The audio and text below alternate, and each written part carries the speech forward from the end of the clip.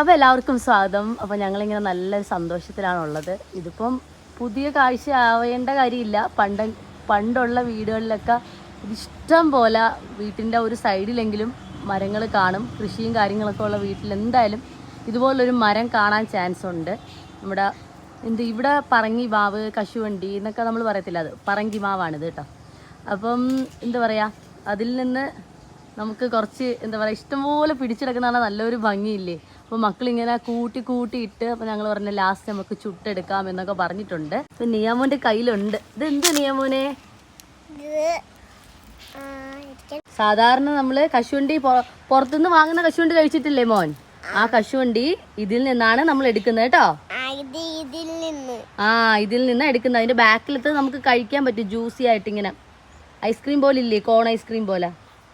നമ്മുടെ മക്കൾക്കൊക്കെ ഒന്ന് ജസ്റ്റ് ഇത് കണ്ടോ, ഇതിൽ നമുക്കിങ്ങനെ എടുക്കാൻ പറ്റും. ഇത് കറക്റ്റ്